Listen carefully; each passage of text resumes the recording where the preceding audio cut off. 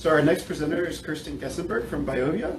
So she is a portfolio lead at Biovia, lead for the Biovia laboratory suite of products. Has been working with Dassault Systems for 16 years, first in professional services, implementing Biovia workbooks across the pharmaceutical industry, and now leading the project management organization in the lab in ELN space. So she's passionate about shining a light on dark data while keeping the Biovia applications user-focused and intuitive. So today she's going to be talking about advances in data utility through application of process reading ontologies in Biovia 1 Lab. All right, great. Thanks, everyone. I'm excited to be here today and to tell you a little bit about some of the things that we've been working on at Biovia around equipment ontologies. So one of the things that we've heard from our customers and the companies that we work with is that implementing laboratory software is hard.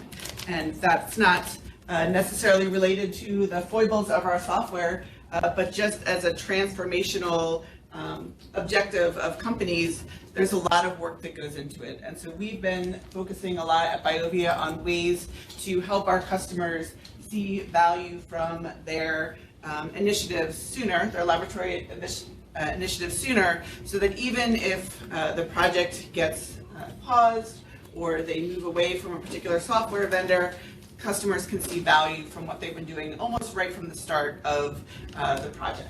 And so we've divided it into these 4 stages. The first stage is digital results, and that's what I'll be focusing on today. And so an important piece of that digital results piece is ontologies. And so one of the things that customers often run into when they have these laboratory transformation projects is just getting alignment across their organization. So they have a very complicated laboratory ecosystem with lots of vendor software. Of course, in a perfect world at Biovia, we want everyone to be using our software, but we know that that's not the reality, and we try very hard to work with all of the other vendors in the laboratory ecosystem. And so getting that agreement on what ontologies to use and what that ontology should look like is a big roadblock in some of these transformational projects. And so we're delighted to work with Allotrope and other consortium and foundations, because that makes that problem go away, or at least be much simplified. So if we're using Allotrope ontologies and our customers are using Allotrope ontologies, then that's one big piece of the puzzle that doesn't have to be argued over across the organization. And so even with that simple thing, and I say simple in air quotes, of course, that provides a lot of value to these laboratory transformation projects, because even without any configuration of our software or other software, if you have that ontology, then you can have data lakes and you can normalize your data and you can do those analyses that are essential to getting the most out of your data. We also use these ontologies as the basis for some of our configured workflows for common processes that we see across the laboratory in the life sciences industry. So things like bioreactor workflows, formulation batches, batch release, analytical method development, things that most of the companies in the industry do. By using those standard ontologies, we can provide that functionality easily. And then we have the concept of Excel templates that are, you can have a simple upload from your instrument, even without doing any configuration or integration with our software, into those ontologies and start seeing benefits from your data right away.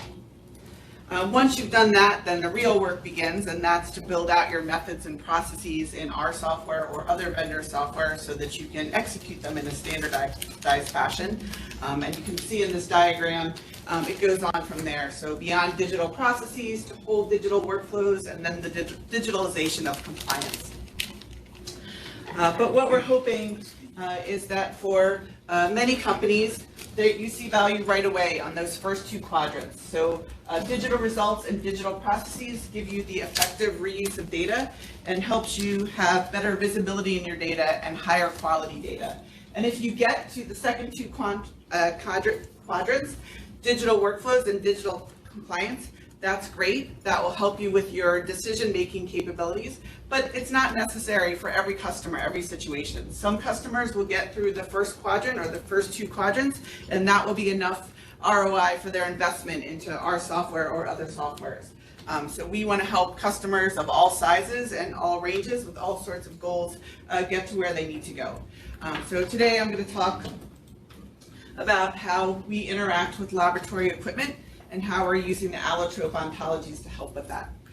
So I'm not going to talk about our products, that's not what this is about today, but just as a level set, we have requests from our customers and we help them integrate their instruments into our software, into their data lakes. And today we use the concept of instrument parsers.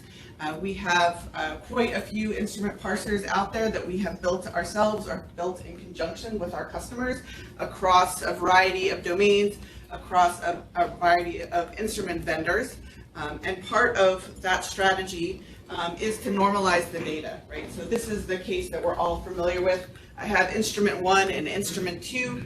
They're fit for purpose for the same use, but they have a very different way of outputting results. So for instrument 1, we have a sample ID, dilution, sample date, viability, total cells, viable cells, average diameter. And instrument 2 collects a lot more data. Some of those fields line up, so they both have sample ID and viability. Some of the other fields, which I have these gray arrows, they're probably the same, but they don't have exactly the same name. We're not sure if they output in the same format. Do they have the same units? Is it the same group of units? It gets very difficult very quickly. And then instrument 2 has more than twice the number of parameters than instrument 1. Does that mean these other parameters that instrument 2 is collecting are not important for you? That's probably not true. So you're probably going to need some other mechanism to get this data to get what you need out of instrument 1. And so that might be something that you capture in your procedure, in your ELN, somewhere else, you're manually capturing that. And then you need to not only compare the data between these two different instruments and their output, but also add in some third mechanism of parameterized data so that you truly have that comparison and you can truly do your normalized acquisition. So that's the problem that we've been working on solving for quite some time at Biovia. I won't say that we've completely solved it, but we've certainly tried to move along in that way. So our original equipment reference data model, which is what most or many of our customers are using today that are working with our equipment application, is the concept of equipment parsers. So it's a simple concept. If we take our instrument 1 and instrument 2 over here on the right, we have the file formats that we get from those equipment vendors, and then we have to create a data packet that goes into the data lake or our measurement store, or both. And so you can see here again, we have 3 fields that we've outlined here, and they're not in agreement at all. So we have peak name up here, we have PK name down at the bottom, peak name versus, peak time versus peak RT, concentration versus conc with a period there. And we have some customers that will rail at large over some of those non-alphanumeric characters like periods, hyphens, type characters. That causes all sorts of trouble when you're trying to do this normalization of data. So then we have our measurement ontology, which normalizes this. So this is something where we can use allotrope or other foundation nomenclatures. Sometimes our customers use our own. We try to build in the industry standards such as allotrope into our base in our software so that if customers are amenable to that, if they're a member of the foundation, then they just pick up that allotrope nomenclature. So here we have peak name, retention time, and concentration. We can clearly map the fields from the 2 different instruments into that measurement ontology, and then we have our measurements that we get off of the instrument. That's what gets parsed into our measurement store, into the customer's data lakes. So that's how it works today, but there's some things that are a little bit off. So this is very labor intensive because this means for each instrument you have to do the analysis. It's great when our instrument vendors are also using allotrope because then you don't have to do that conversion, but that isn't always the case. Not every instrument vendor uses allotrope. And then the other reality is, right, we would love it if all of our customers said, great, all these instrument vendors use allotrope. We're going to throw away all our old instruments and we're going to move to the ones that support allotrope in their software. But again, that's not reality, right? You can't throw away millions of dollars worth of equipment. Sometimes there's a piece of equipment and it's the only one out there that can do what you need it to do, and it's not part of that ontology yet. So, and then there's also normalization across instruments, right? So you might use some instruments in conjunction with each other and they may share parameters. So this is all very bespoke and very labor intensive. Even if we've already done a parser for one customer, the next customer probably has some custom fields that they use with that instrument, and so we have to revise that parser. So this works well. As I said, we have customers using this very successfully, that really love it, but we felt that we could do better. So what we've decided is to implement the concept of instrument class. Now, this is not something that Biovia thought of, right? We pay close attention to what's out there in the industry, but we felt this was a good addition to what we already had with our parsers. So the reason why our instrument class is something that we're very excited to introduce is, first of all, it provides an ontological approach to instrument data based on instrument class. So rather than having a temperature that's a parameter on a pH meter, that's on a bicell, that's on a temperature probe, that's on whatever other instrument you have, we have one field in our ontology that's temperature, and then we can attenuate that field based on what use we're using that field for. So this allows us to improve consistency and reuse of reading definitions. It allows us to more closely align with allotrope foundation ontologies and other ontologies out there, as well as our own internal ontologies for domains that aren't covered by some of the foundation ontologies. It allows us to simplify the construction and maintenance of the reference and master data. So remember, the problem we're trying to solve is that there's a huge implementation time to get all your hundreds and thousands of instruments into the framework, having those parsers built so that you don't have to manually enter in all that data.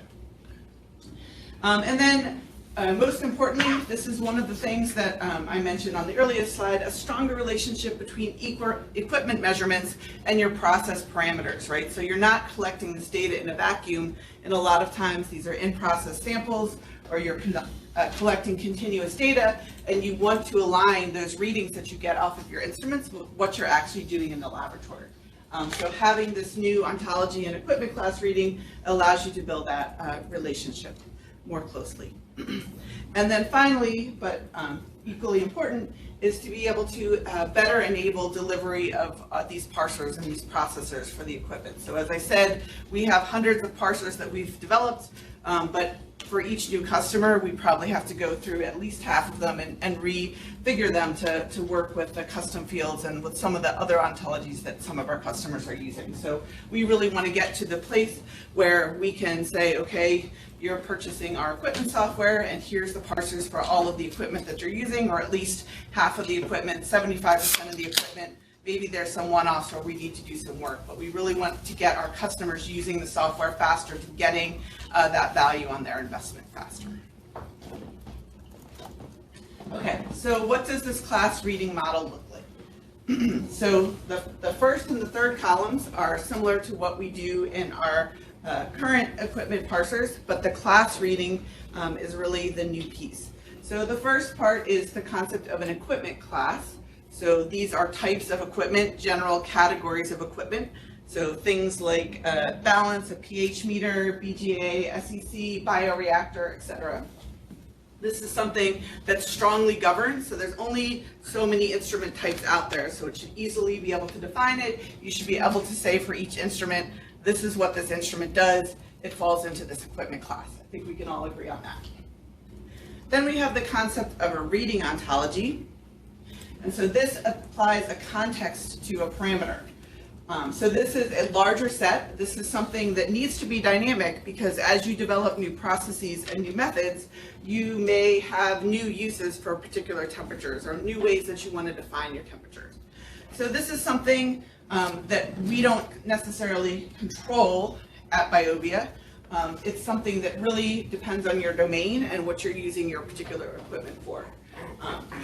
But it has to be in alignment with your equipment class. So for every class reading you come up with, you need to associate it with a particular piece of equipment, and we'll see an illustration of that in the next slide. And then finally, how does that all work with our software, right? So we have these core measurable attributes, things like temperature, mass, density, pH, etc. Again, this is a small set, very strongly governed. It's rare that we come up with something new that we're collecting off of a piece of equipment, because they only have so many capabilities of things that they can capture. And then we have our parameter templates, which is what we're applying at the most basic level into our processes and methods. So this is how this would work with temperature, which is our favorite example because it seems outwardly simple, but is quite highly used and can be quite complex. So here we're looking at a bioreactor and a pH meter. The bioreactor, for simplification, we're saying has an inlet temperature, an outlet temperature, and then the temperature of the reactor itself. And then down at the bottom, we have a pH meter, and the pH meter can capture pH, obviously, temperature, and then slope.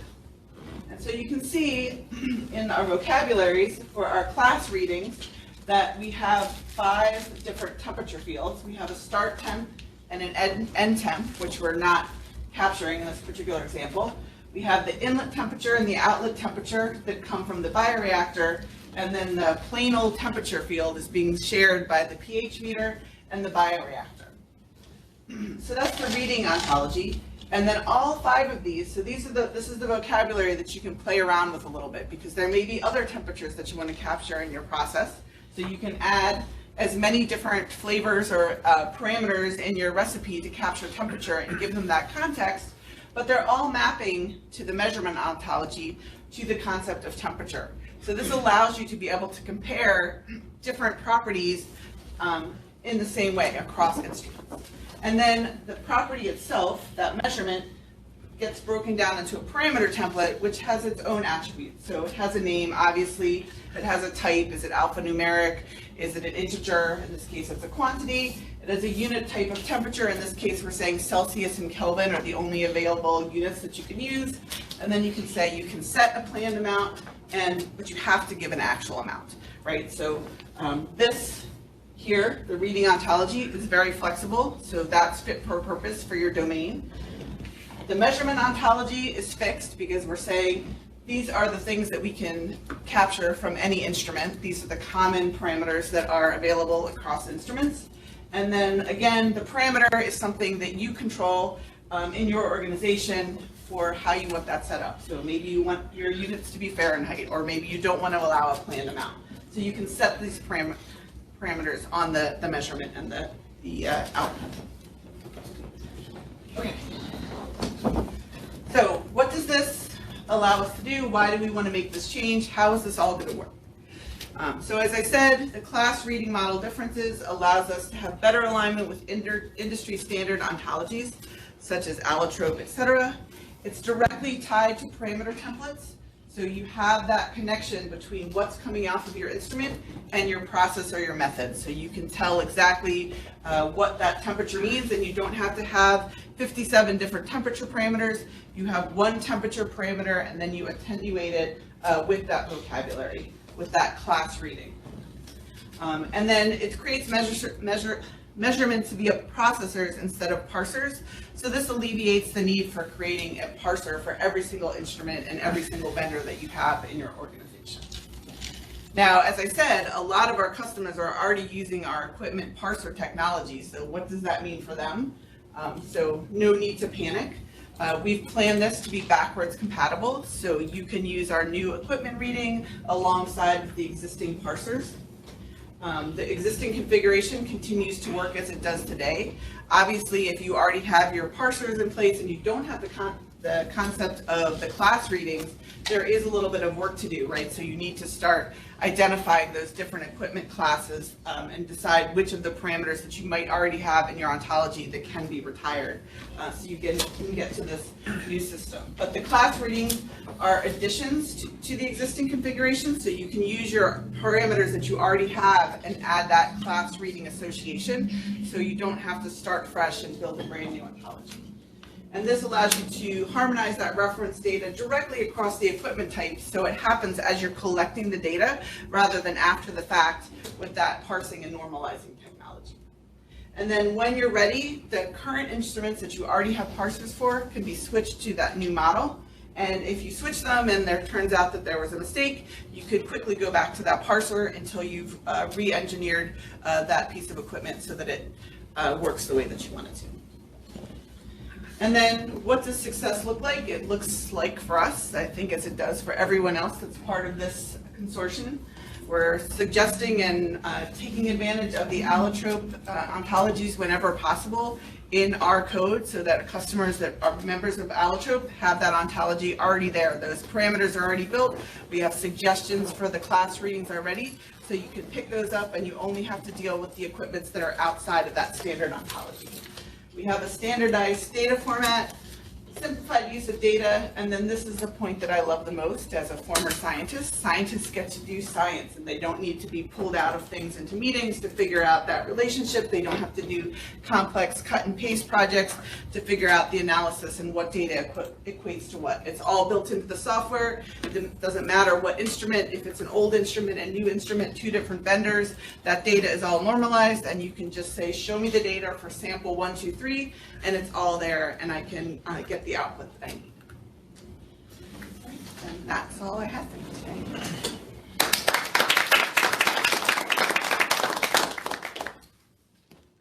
Great. All right. Well, thanks again. Thanks, everyone.